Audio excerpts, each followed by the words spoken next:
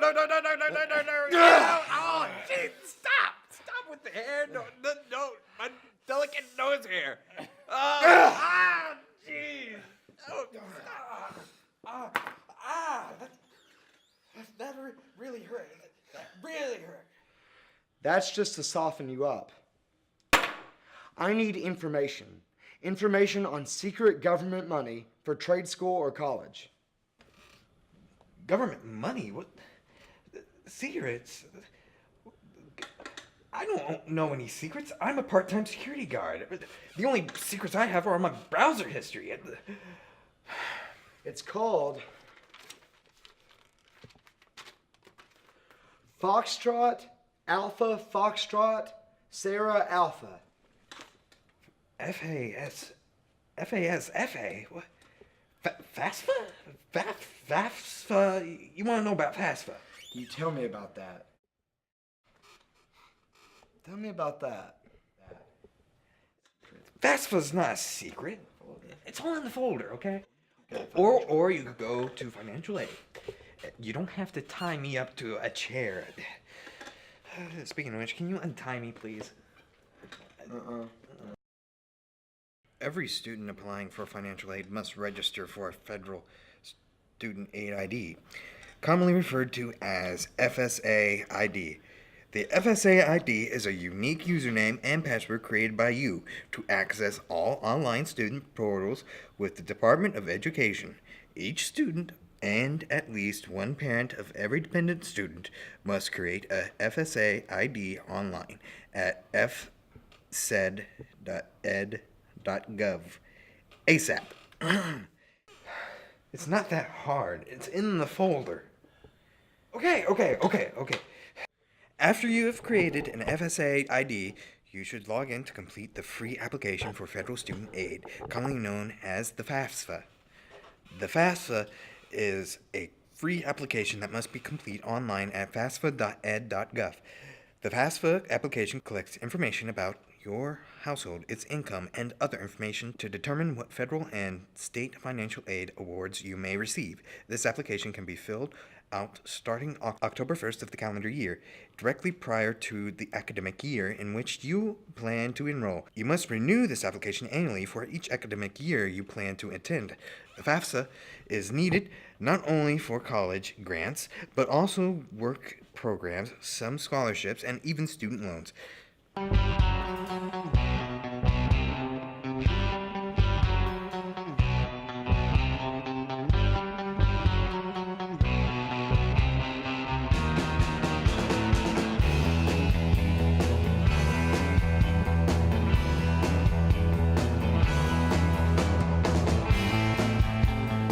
When the FAFSA is completed, you will receive an email of your student aid report that will provide you with important information about financial aid programs and, if necessary, any additional steps you may need to take to complete the application.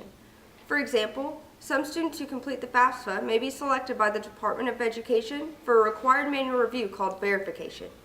Verification requires that you and your household complete the additional forms.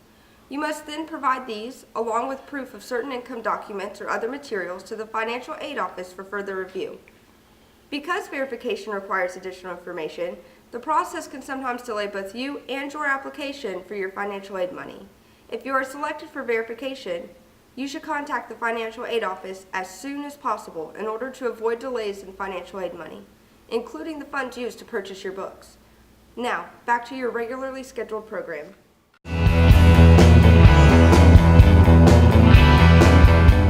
Once all required information has been received by the Financial Aid Office, you will receive an award notice through your KCTCS email account. An award notice tells you what financial aid assistance is being offered. You can review your financial aid offers online in your student self-service account and then choose to accept or decline these offers. After you have reviewed and accepted the financial aid offers, you may be able to charge your books at the BCTC bookstore using your financial aid funds. In order to be eligible to charge books, you must have completed a financial aid release form, or FAR, and have financial aid monies that exceed your billed charges with the college. You will receive a notice through your KCTCS email account informing you when you are eligible to do so.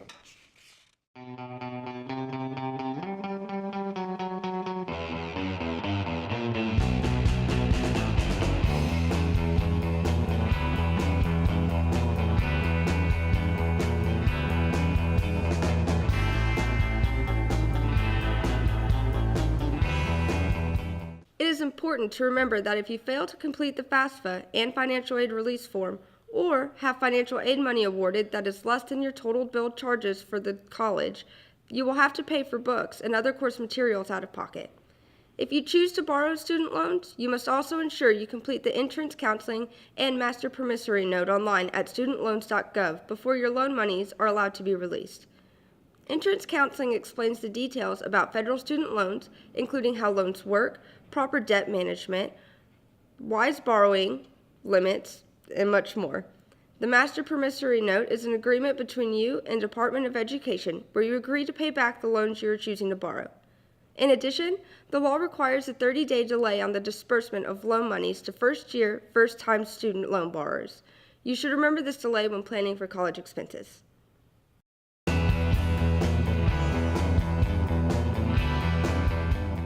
Financial aid monies are not released to you immediately. The funds are first used to cover any educational expenses for which you are billed. This process, known as disbursement, occurs about 3 to 4 weeks after the classes have begun, and the faculty have confirmed your enrollment and attendance in classes should you have financial aid monies that exceed your billed charges. Then the bursar's office will refund the additional monies to you.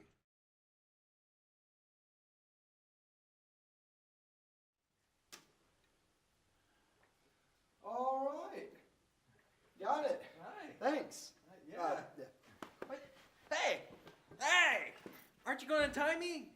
Hey, come back here. You so not cool.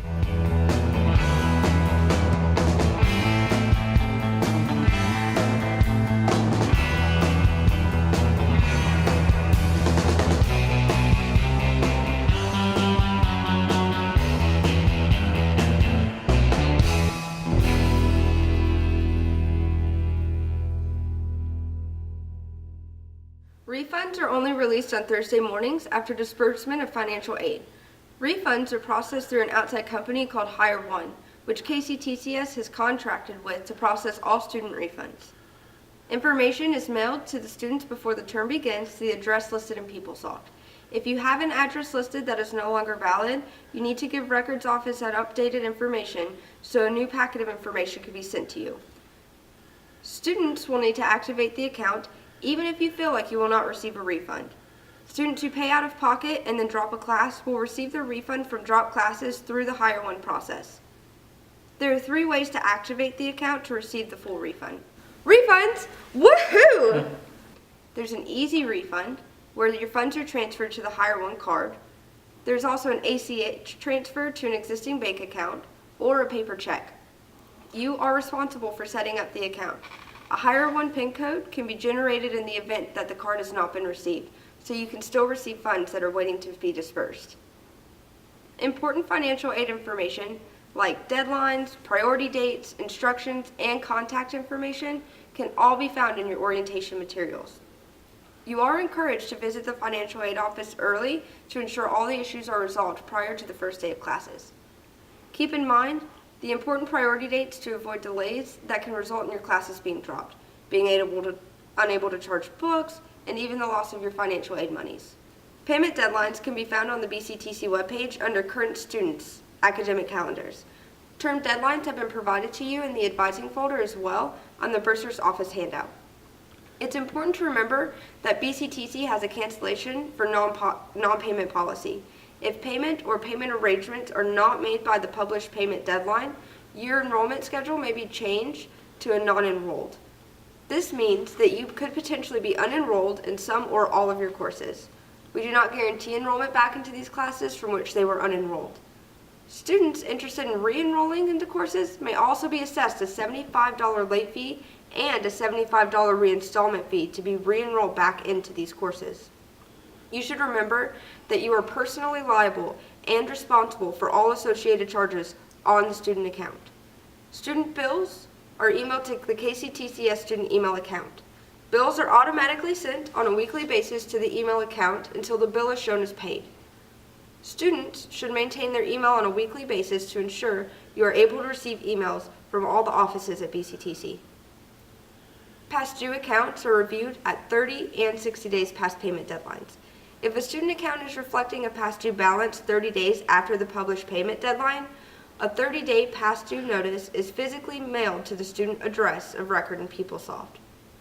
At 60 days, another notice is mailed to the student address.